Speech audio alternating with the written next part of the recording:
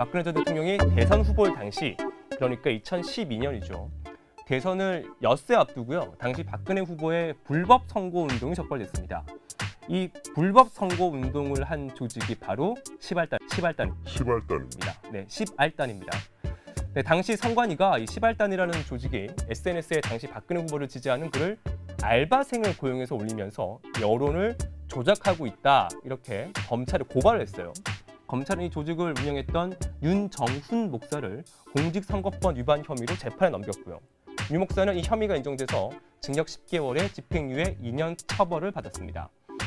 하지만 당시 윤 목사가 운영한 이 시발단이라는 조직과 당시 박근혜 후보의 연관성까지는 찾아내지 못했습니다. 이렇게 시발단 조직의 불법 선거 운동은 이 운영자인 윤 목사 혼자서 한 일로 끝이 나는가 했는데, 최근 다시 검찰이 이 시발단이라는 조직에 대해서 재수사, 그러니까 다시 수사를 한다는 언론 보도가 나오면서 다시 주목받고 있습니다. 자, 여기서 궁금한 게요. 왜 그 많은 이름 중에 조직 이름이 이렇게 시발단일까요? 낙곰수라고 하는 팟캐스트 다 아시죠? 이 낙곰수라고 하는 팟캐스트에서 이 조직을 십자군 알바단이라고 부르기 시작하면서 이 시발단이라는 별칭이 생기기 시작했습니다. 뭐 보시면 아시겠지만 이 낙곰수에서 사용한 이 십자군 알바단, 이 표현에는 좀 비아냥이 섞여 있잖아요. 그런데 신기한 건요, 이 조직을 운영했던 윤 목사 있잖아요. 이 윤 목사가 이 별칭을 그대로 받았어요. 하지만 그 뜻은 다르게 풀었습니다. 10만 명의 박근혜 알리기 유세단. 네, 이 말의 줄임말도 뭐 십알단이긴 하죠. 그죠? 그리고 실제로 윤 목사는요, 10만 명의 회원을 모집하는 글을 뭐 당시에 올리기도 했습니다. 지금 검찰은 이 시발단이라는 조직이 이 당시 국정원의 지원을 받았다는 의혹에 대해서 재조사를 한다고 알려져 있습니다. 지금 현재 박근혜 전 대통령 시절 국정원 등이 어버이연합과 같은 단체를 통해서 여론을 조작했다는 수사가 진행 중이잖아요. 이 수사에 연결선상이 있는 것으로 보입니다.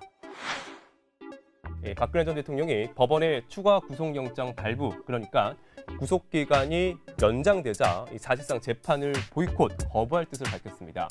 제가 방금 이 사실상이라는 표현을 썼는데요. 그 이유는요, 박 전 대통령 측에서 재판을 거부하겠다, 보이콧하겠다고 밝힌 건 아니지만 재판부에 대한 믿음이 없다, 재판부의 뜻에 맡기겠다, 이렇게 박 전 대통령이 법정에서 직접 이야기한 것과 그다음에 변호인들이 집단 사퇴를 한 정황으로 봤을 때 이 박 전 대통령이 재판을 사실상 거부했다고 합리적으로 해석할 수 있다는 겁니다. 네, 박 전 대통령은 재판이 공정하지 못하다고 주장하면서 자신이 할 수 있는 방어, 그러니까 변호인을 통해서 자신의 무죄를 주장하는 행위를 하지 않음으로써 재판이 불공정했다는 것과 그리고 재판 결과가 부당하다는 것을 부각시키려 하는 거 아니냐, 뭐 이런 해석이 나오고 있습니다. 자, 그러면 여기서 사실상 박 전 대통령이 선택한 카드인 이 보이콧이라는 단어에 대해 좀 생각해 보겠습니다. 오늘은. 이 보이콧은 부당한 행위에 대해서 집단적으로 벌이는 거부 운동입니다. 부당한 행위, 이게 주요 키포인트입니다. 주로 노동운동이나 시민사회운동에서 많이 사용되는 단어죠. 이 파업이나 소비자 불매 운동이 대표적인 사례입니다. 이 보이콧이라는 말은 아일랜드 귀족의 재산 관리인인 이 찰스 보이콧이라는 사람의 이름에서 유래됐습니다. 이 보이콧은요, 영지를 관리하면서요, 이 노동자들을 굉장히 난폭하게 대하고 쫓아내는 것으로 되게 악명이 높았다고 합니다. 이런 보이콧 행동에 화가 난 지역 상인들이 이 보이콧에게는 물건을 아예 안 팔고요. 그다음에 그 지역에 있는 노동자들이 이 보이콧의 농장에서 일하기를 거부한 거죠. 결국 이런 부당한 행위가 있어야 이에 대응하는 행동으로 이어지는 게 보이콧이다, 이렇게 정리할 수 있습니다.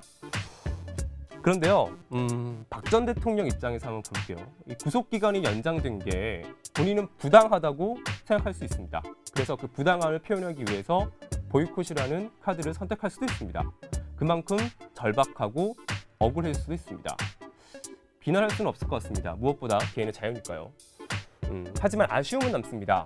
우리는 특정 권력이 아닌 국민의 대표가 만든 법에 따라서 사회를 운영하기로 약속했습니다. 이게 법치주의이고 우리 사회를 유지하는 정말 잃어서는 안 되는 소중한 가치입니다.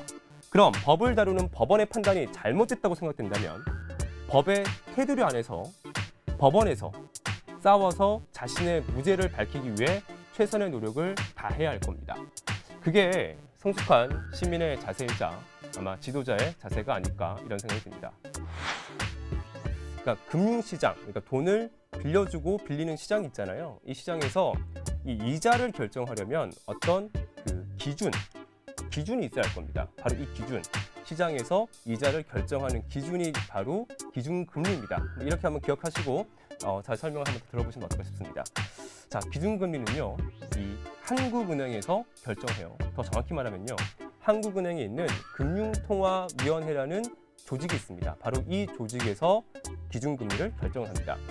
이 한국은행 총재, 부총재를 포함해서요, 이 금융 전문가 7명으로 구성되어 있는 게 바로 금통위의 조직이고요. 이분들이 한 달에 한 번씩 모입니다. 모여서요, 우리나라 경제 상황을 종합적으로 점검을 해요. 그래서 여기서 이제 점검하고 난 다음에 경제 상황에 따라서 경기가 좋은지, 경기가 조금 안 좋은지 이런 것들 따라서 기준금리를 올릴지 아니면 내릴지 아니면 동결할지 이렇게 결정을 하는 겁니다. 네, 이렇게 기준금리가 결정이 되면요, 시중금리, 그러니까 저희가 은행에서 그냥 쓰는 그 금리들 있잖아요. 뭐 대출이자 이런 것들, 이런 시중금리가 바로 이 기준금리를 기준으로 해서 결정이 됩니다. 근데 어떻게 결정이 되냐면, 일반 시중은행 예를 들어 볼게요. 은행들은요, 이 한국은행이 결정한 이 기준금리에 가산금리라는 거를 붙여서 대출금리를 결정합니다. 자, 여기서 가산금리라는 게 뭘까요? 이 가산금리는요, 왜 은행을 이렇게 운영하려면 인건비도 들고요. 그다음에 은행 지점 같은데 임대료도 나가지 않습니까? 그리고 은행도 뭐 돈을 벌어야 되니까 수익도 얻어야 되고요. 그다음에 혹시 자기가 대출해준 거 이렇게 회수하지 못할 가능성에 대한 위험 비용까지 뭐 있어야 되고요. 이런 모든 비용들을 더해서 은행이 설정한 게 바로 이 가산금리입니다.